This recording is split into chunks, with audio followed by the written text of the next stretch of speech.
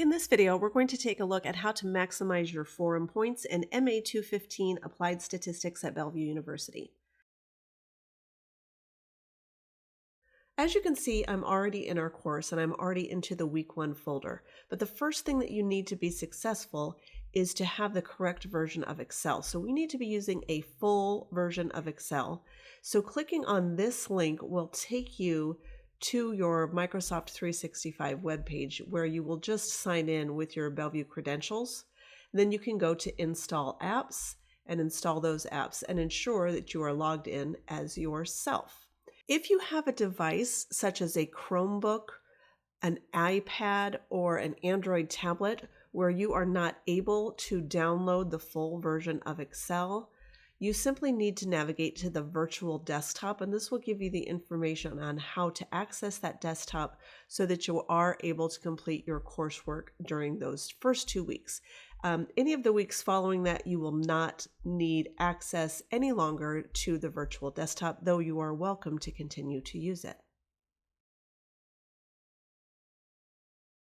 The next resource available to you each week are the video lectures. So as you can see, in week 1, I have access to all of the lectures, and within those lectures, I take you through how to use Excel. So I do have chapters for you here, and you can see if you're trying to do something specific to Excel, I try to note that in the description for that particular chapter.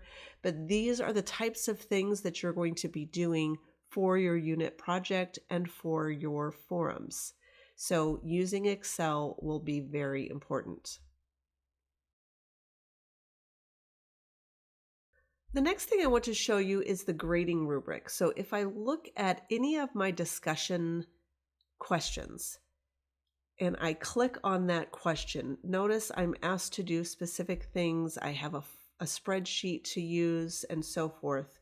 And here it says this item is graded with a rubric. So if I click on that rubric, I can see that I have 3 points for the Excel screenshot.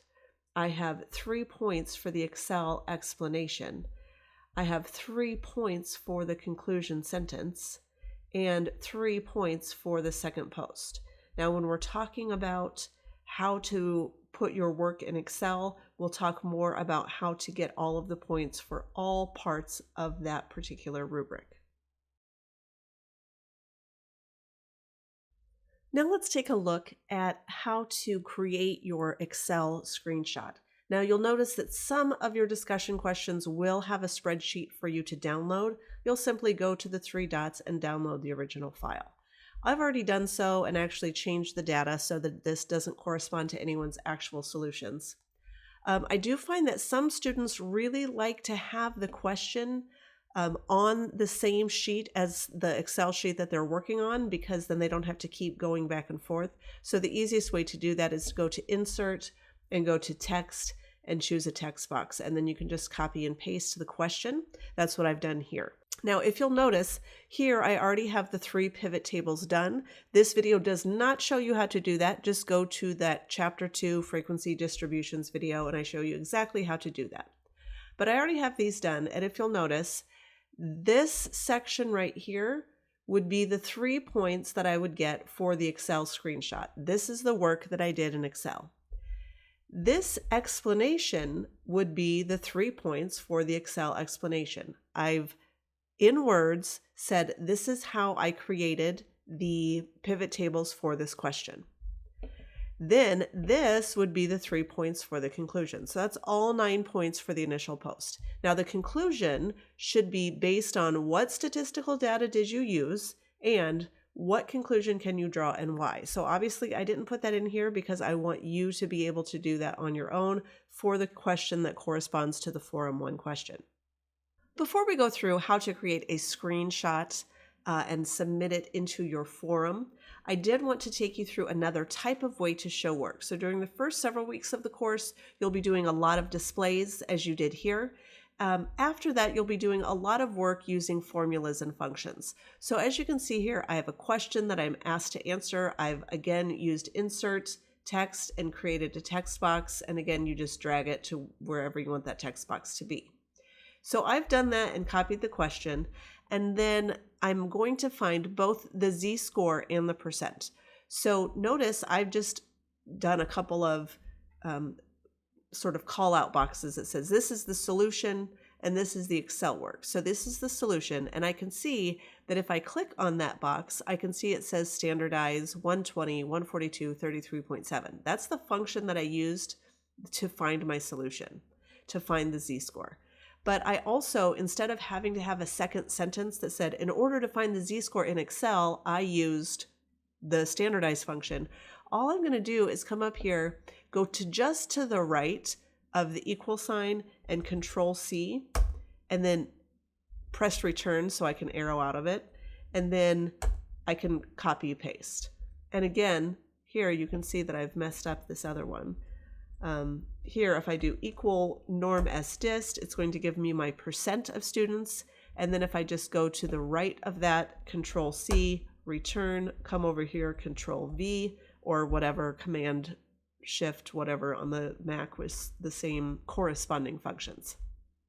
Now, as you can see, I'm just going to have a conclusion here. So I have a conclusion instead of an Excel explanation and a conclusion. So I can just type my conclusion. My Excel explanation of my work is right here. So I can see exactly how I found the solutions.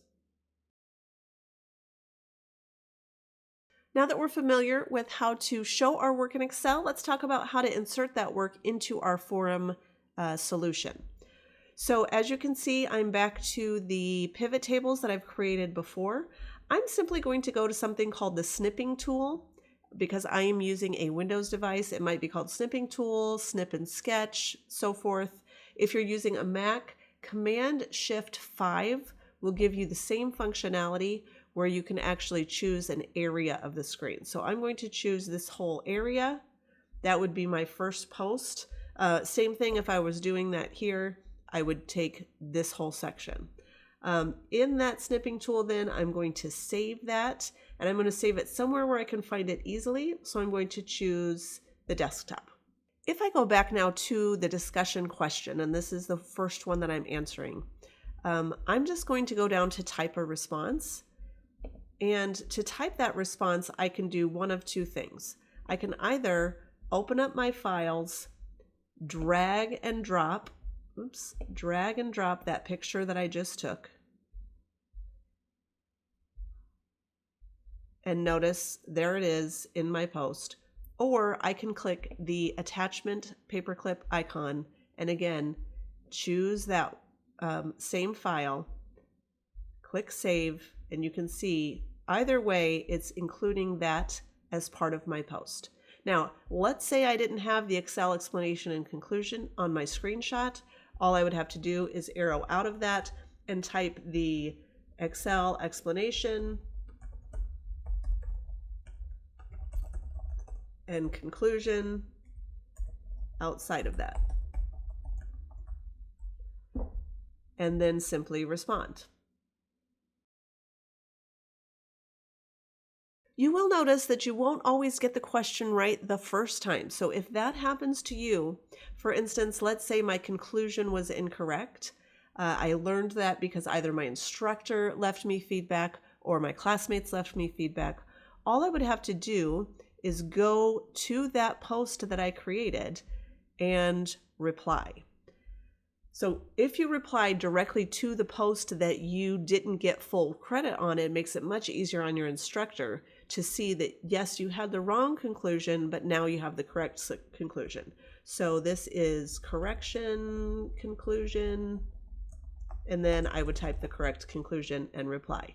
Keep in mind that if you do make a correction, you can still get all of the points on that initial 9 points, assuming that your first post was complete and you did your best work. However, keep in mind that a correction post does not count as your required second post for the forum.